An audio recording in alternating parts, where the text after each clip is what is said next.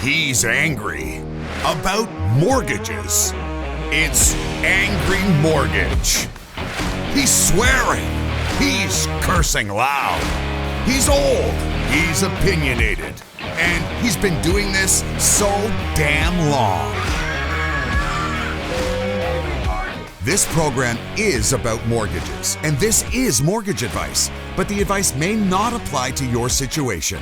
Contact licensed mortgage professionals for specific recommendations before you make decisions about mortgages. You may not agree with Ron, but if you don't, he thinks you're wrong.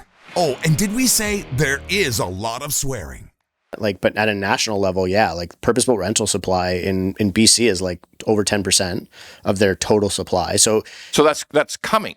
That's 12% is 12% right. of all the rentals that exist in BC right now are going to be built in the next 18 months. They're going to be that much more in the next 18 months. It's crazy. Okay. Yeah. Alberta's Atlantic Canada is 8%, or Alberta's 8%, Atlantic Canada is 10%. So it's huge. Yeah. So assuming huge excess capacity. Okay. Well, yeah. And that's a great way to deliver affordability. That means vacancies are going to go up.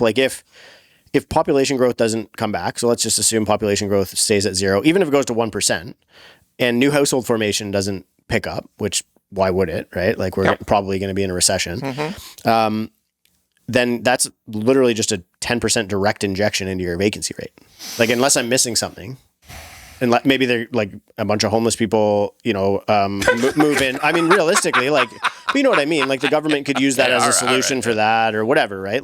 There are other forces, or in Alberta, you've got, big population growth coming interprovincially. So that could slowing though. Yeah, slowing now. Yeah, but 4%, right? Yeah. So and it's gone from 11 to 4. So and they're building as if it's 11. They definitely are building as if it's 11. Yeah, the bloom has come off the Alberta real estate story. I mean, it's still good, but it's because not fuck here, right? But it's or Vancouver, but it's not going in the right direction, right? For sure.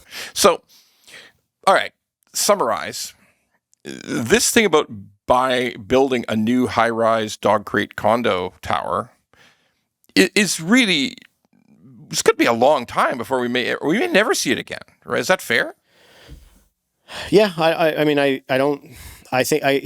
wouldn't surprise me if we didn't, because the reason why we were building that small was because it gave you an attractive price on the pre-con price sheet.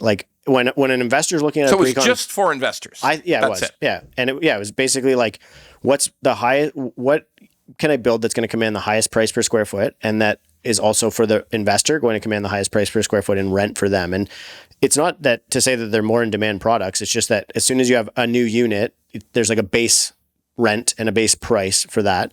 And so the smaller that you can make a unit, the higher you can charge on a per square foot basis for purchase or rent. So developers would have these price sheets, and the investors are in the sales office spinning the wheel to win a Rolex or whatever, and they see the price sheet and they look at it and they pick the... They point. They pick the cheapest number, right? Yeah, okay. And then they fill out a worksheet for that, and the worksheet is pick your top 3 numbers or your top 3 units, because nobody ever all of those the dog crates that you're saying they were all oversubscribed.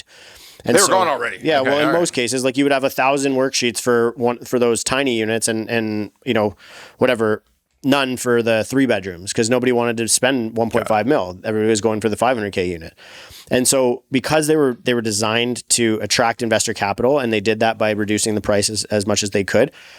Unless we get back to a world where the only efficient way that we can raise capital for high-rise projects is through speculator deposits, which speculators are not putting deposits down on anything anytime soon. Hell no. So there's none. So your capital pool's gone or diminished.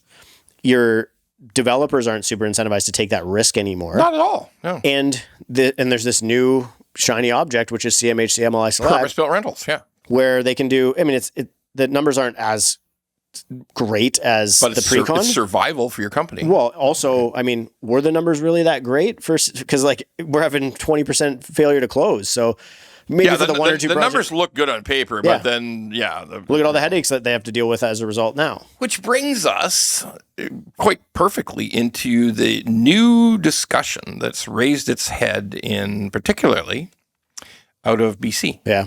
is that we must bring foreign buyers back. Yeah. Okay. So there's a big controversy out of BC, big publicity about it.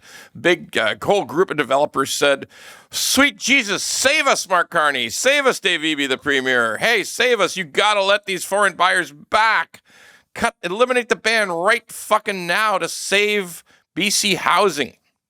Okay, let's just break that down for a fucking second here, okay? Like, it's only benefit of the developers. That's it. Because I try to simplify everything. So at the end of the day, there's no domestic buyer in British Columbia, and particularly in Vancouver, Greater Vancouver area. No domestic buyer. There's units to buy. Obviously, there's tons of units to buy.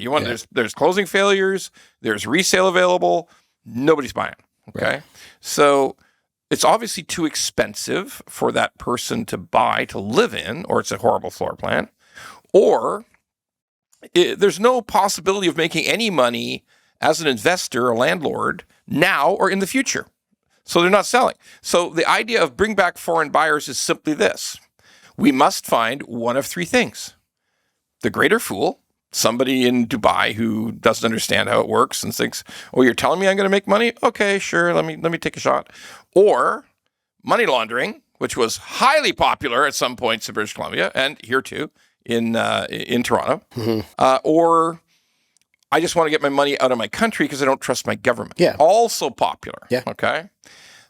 So there's no reason that supports Canadians who live here to bring back this foreign capital, right? There just isn't any. Right. Apart from making money for developers and keeping construction workers busy. If you like the pod, well, don't just sit there. Go to YouTube, Apple, Spotify, and all the other ones and like the pod. And don't forget to subscribe so we can keep being angry at mortgages and swearing about mortgages. Angry Mortgage could use your support.